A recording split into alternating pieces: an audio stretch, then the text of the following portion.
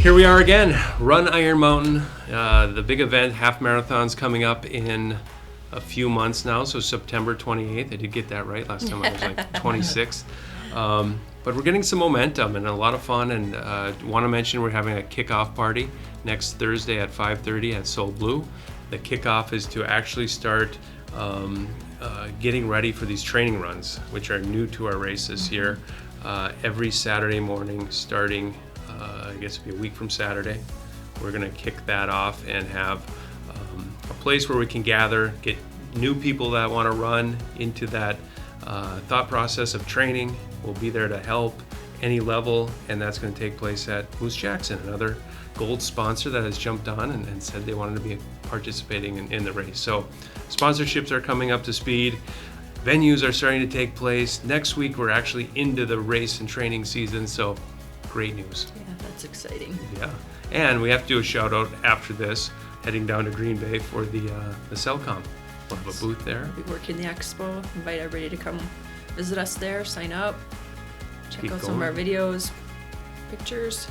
We're going to take some more video while we're down there. We've just been active. Yesterday we were at the Kingsford. I guess it was all of the kids running in that 5K at Woodland. We're going to post some of those pictures and move from there. But what an event that was. Have you guys been at that? I've seen it, yeah. Yeah, I mean, there were a lot of kids there. And so we want to take it's our target audience. those kids and get them to our race. We have the 2-mile mini mooch this year, and then the 2-mile or the 5K still from last year. Moochathon, and then of course the half. So half and the half relay. Yeah, so it's awesome. So great. Quick shout out to our sponsors. CCI Systems, a platinum sponsor. We're here today to do our podcast. First National Bank is also on board with us, gold sponsor. As I mentioned already, Moose Jackson just jumped into the mix, and we have all those sponsors on our page. We're going to take this podcast to some of them and move forward. But the great news of today is it's not just board members. We have a special guest today, not one of us. And we're really happy to have Jen Gordon join us. It is Mental Health Awareness Month. Yes. And Jen's going to share a little bit of information on how running really can help with mental health issues and keep the mind healthy and energetic. So Jen, if you could just give us a little background. Welcome. Okay. Well, hey, thanks for having me, guys. Yeah, I'm Jen Gordon, like Joe said. I own the Iron Mountain Counseling Center, and I'm also an avid runner. So just talk about that. You're a runner. We were talking before, and coming back from an injury. Can you just kind of piece that together? What all that does for you? Yeah, sure. Kind of interesting. Like Joe, so I was telling you before we started this, so I sustained a back injury back in October, right? Not sure how it happened, but it did. Ended in a bulged disc, kind of some nerve stuff going on. Long story short, I had to stop running eventually to let my body heal, right? So what I noticed during that time, my ability to cope with stress, everyday life, stuff that I had managed pretty effectively before, right? Like career, family, just basic stress. All of a sudden I wasn't as sharp. How often were you running around, in a week? Yeah, so like, 4 or 5 days a week, I, get outside, go for a run. And then all of a sudden, nothing. And then to nothing, it's pretty extreme. So yeah, it definitely kind of jarred my whole system and my ability, like I said, to deal with stress. So I think you take that for granted, right? I do. I have a hamstring thing going on right now, and it's, like you said, having those runs just sort of gives you some time to process your everyday life, and then you're on when you need to be for work, for your family.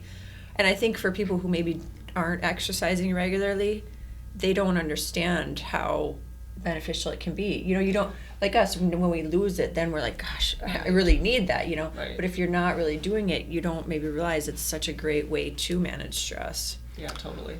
My wife reminds me every day, so she goes for a walk during breaks, during the work week, but then, we have to exercise hopefully every day because it just clears the mind. I mean, it's hard to argue. And we've talked about it, I think, in the first podcast, why you don't want to just jump back into that the next day. You're different. But you feel great after you're done. Right. There's no question about it. Yeah. Well, yeah, I just sent a friend a message the other day, and she said, I hope you had a great run or something. I said, runs are always great when you're done. So Exactly. it's the thing, sometimes it's just those steps out the door are the hardest, but then you never, I mean, I think you said in the last podcast, you never have a run that you're like, dang, I shouldn't have went for that run. You know, you're always grateful later on for, you feel those endorphins and, you know, that in your body, you're like, okay, that was a good choice, even though I didn't maybe want to go initially. Sure. So as you realize and understand that some kind of exercise is really good for you each day to get you rolling, what are you seeing as far as in your workplace and with your clients? Do you recommend physical exercise for the mind? Often, yeah. And, you know, Mental Health Awareness Month, right? So in the kind of, can we talk about that a little bit? Absolutely. Absolutely. So in the U.S., anxiety disorders are actually the leading cause of mental illness, right? Or the leading condition, right? And then followed by depression. So as we're talking about even in that space of anxiety and depression, exercise is huge. I mean, there is a neuroscience behind this, right? You throw out endorphins, right? That like feel good kind of chemical release that we get when we run. Well, there's also, you know, there's GABA, there's dopamine, there's serotonin, right? And all this running allows our bodies to release those brain boosting chemicals. That's all natural chemicals that release? Yeah, totally. Yeah.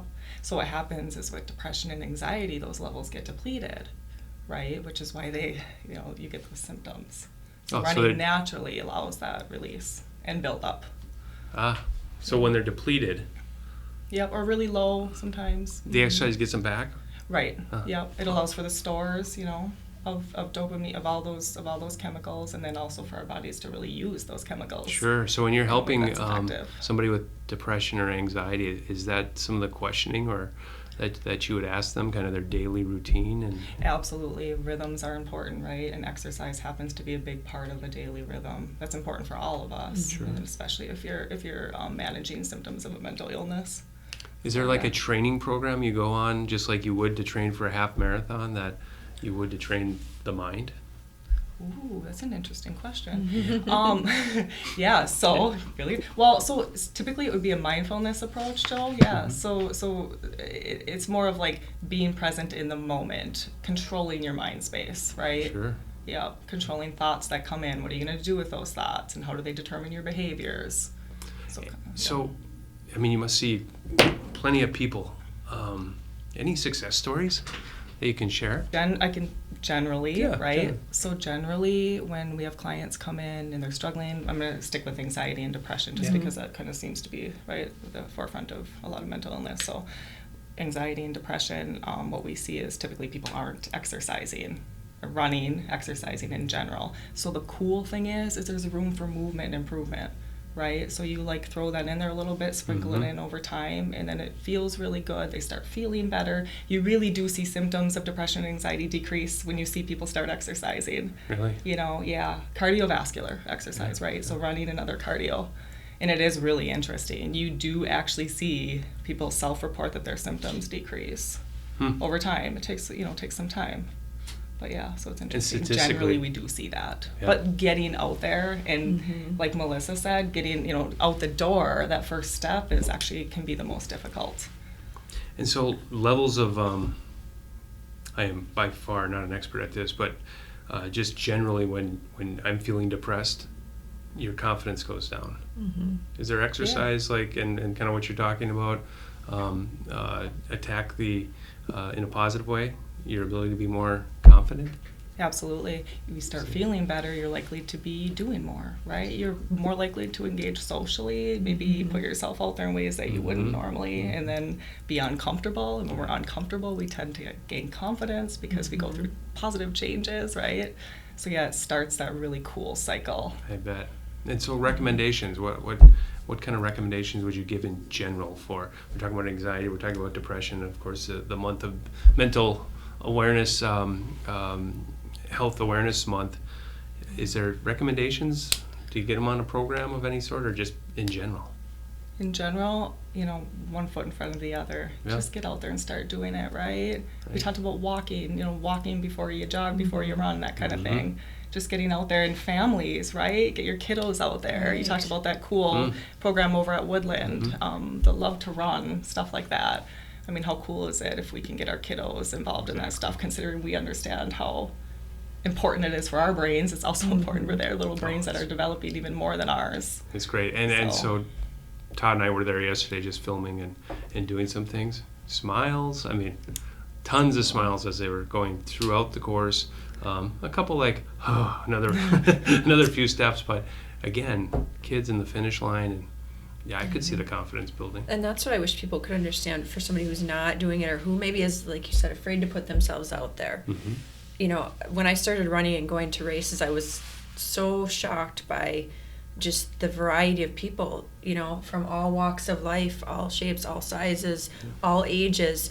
And of course, you know, I mean, anything worth doing can be difficult at times. So you might have a low point in a race where you're maybe not smiling for the camera, but when you finish that sense of accomplishment of knowing you put the time in to train, you know, you persevered through maybe a low point in the race, and to see those people cross finish lines and, you know, see family members hugging them and so proud of them, and just, that's one of the things that's been most gratifying for me in getting involved in the race community, is seeing that sense of camaraderie and that sense of accomplishment.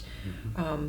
You know, so I wish the people who didn't have that could get just a small glimpse of it, because I think they would be hooked. Yes. One of the non-runners, or those that don't quite understand the sport, or for us that go out and do it often, I laughed. It was a work colleague, and I was out of town, and we were driving down the road to a meeting. Somebody was running by, and he said, "What is he running from?" It's like, I always think about this. Are they thinking about, what am I running from? But it's kind of the opposite, right? It's you're running.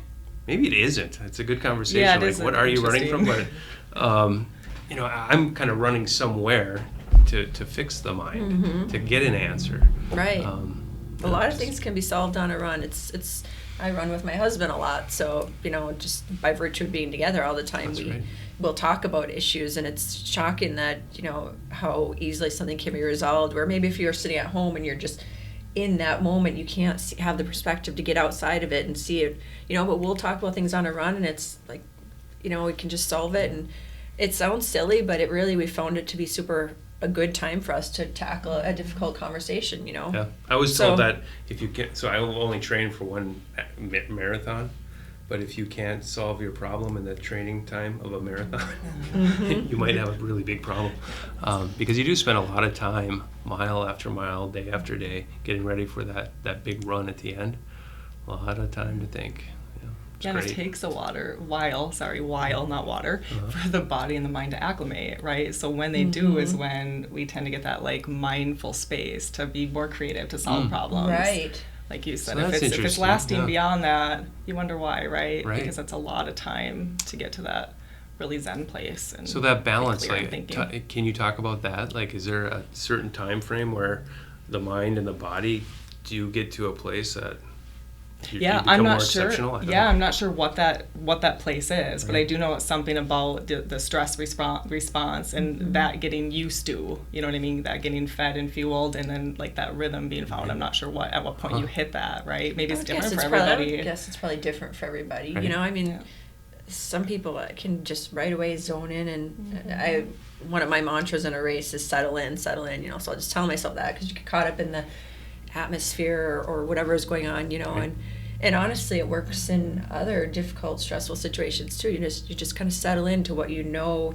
to be your safe space, what you know works in your head or your mind or your body, and then you can just kind of So in the beginning, when you first start out, especially if you're not a runner, your mind is on the pain and the idea of how much further, when's it going to be over? How much further do I have to go? Right.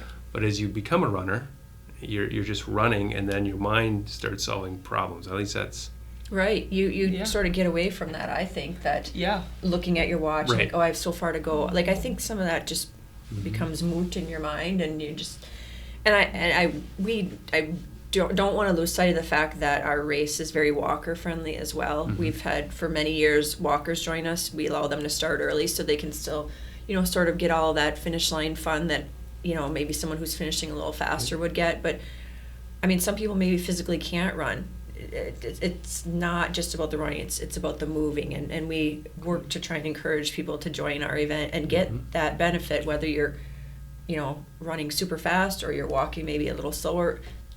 The pace is not the point. So that would be, I wish, something, you know, that we could really impart to people. Pace is not the point. Right? It is not. And so in mental health, a question for you is it really, does it not matter at what point of the training your body is in to do the race? So for example, if you just show up and want to do the 2-mile walk, benefit, right? Is that all true? Yeah, it's just a matter of getting on moving. It is getting moving, right? In that mental space, kind of like Melissa talked about, like when you work through, right? So there's that difficult, we all know that maybe I don't want to go as far today, or when am I going to be done, right? At all today. But going through that at all, right? Yes. Yeah, but going through that, right? There's something to be said for that, being uncomfortable, working through discomfort. So if you're like going to go out and just do the 2-mile, you're going to have to work through some of that probably, right? Right. Yeah. And you get out, it's great atmosphere, you get to socialize, there's people around you, you're less likely to be on electronics and That's right. doing that stuff. Speaking of electronics and being on them, any difference between inside and outside training? Yes, significant. Yeah. I just kind of did some research into that actually, and there's a lot of research that supports that getting out in nature is definitely bigger gains. I did read something like just on trails versus even on roads. Like, so it was better to be outside for the mind, but also even nature, like you said, deeper into nature you get. Yeah, it's more healing. More peaceful. Yeah. And then, that we have overstimulated senses, right? Just because of the society, where we are as a society. Right. So that you get a break from that when you're outside, whereas inside it's just, you don't get the same benefits. What about, back to the electronics and technology, listening to something versus nothing? Yeah, I don't know much about that, but Really? I've often wondered, I mean, you have to think, because mindfulness is a part of grounding, right? Which we use our senses for to get to that place of mind-body connection and acclimation like we talked about. Right. So that has to be a distraction, I would think, right? Some. But at the same time, I guess if you're focusing on that, it could also be a mindfulness technique. So I do know I can listen to things, even books, but I know my mind is on some other problem. Like I try to find balance in double my duty. running with that. I try not to, I've tried always to not rely on, music, or because some events don't allow it. Right. Say I'm out at Fiume, like you hear the birds, you smell, like I just feel our minds are powerful, but like you said, to sort of get in that space, you need to like sort of one or the other. Like, am I going to be focused on my music today, or am I going to be focused on taking in my surroundings, Yes. So for me, I try to be aware of that. Like, I ran with music a couple days ago, or I am going to be at Fiume. I don't want music out there. I want to, just be hearing the rustling of the leaves with the wind, and the water, or the loons, or Gotta see it. Yeah, that's right. Breathing. How about breathing? Is there? I just came back from something where, not even running. I'm not specific to running, but taking certain breaths deeper than normal, holding it in, releasing it.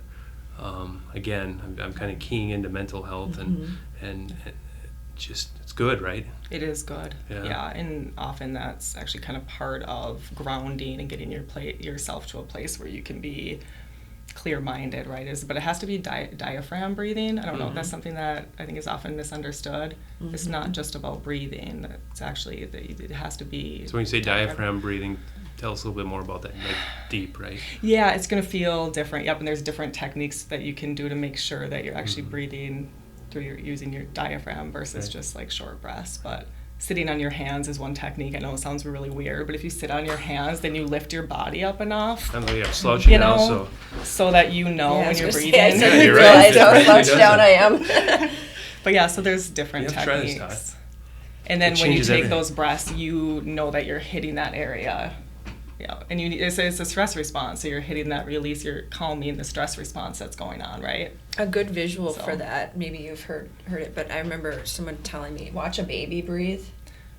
Babies just instinctively breathe into their diaphragm. So when a baby's sleeping, you don't see their chest rise at all. Right. You see their stomach rise because their diaphragms are filling.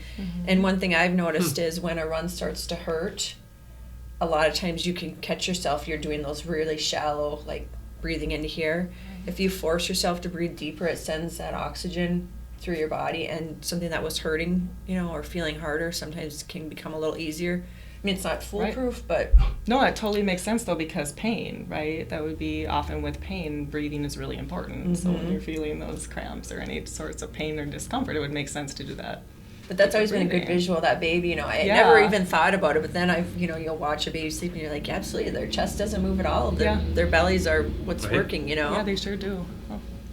Interesting. So here's one thing that I wish a lot of like the younger girls in specific could experience from exercise. You know, we live in a very judgmental, I guess, world, very social media likes, and everything's very appearance focused. One thing for me with running is it helped me to stop looking at my body as how it looked and more what it could do.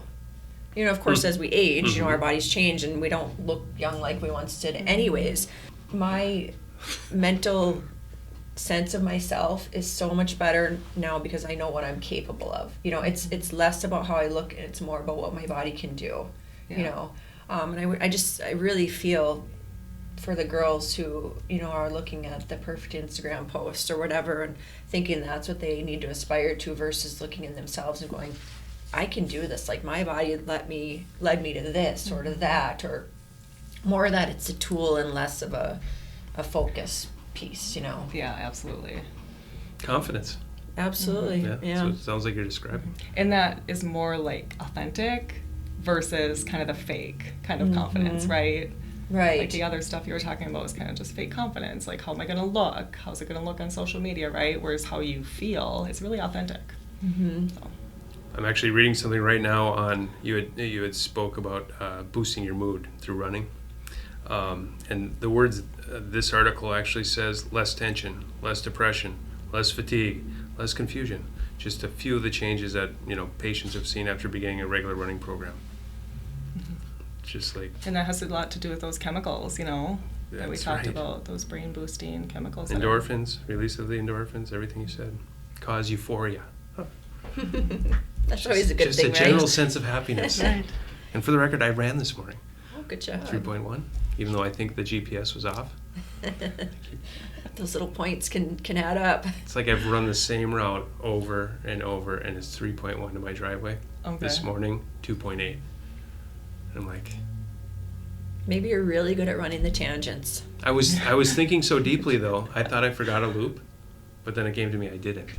So I think like one of the running apps I'm using is messing with my own mind Yeah. on how we do that.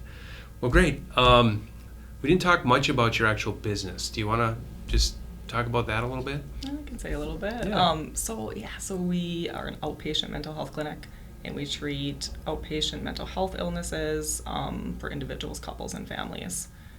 So Good. yeah, And that's right here locally. yeah, right here locally, right in downtown Iron Mountain. And the name of it again? Iron Mountain Counseling Center. Got it.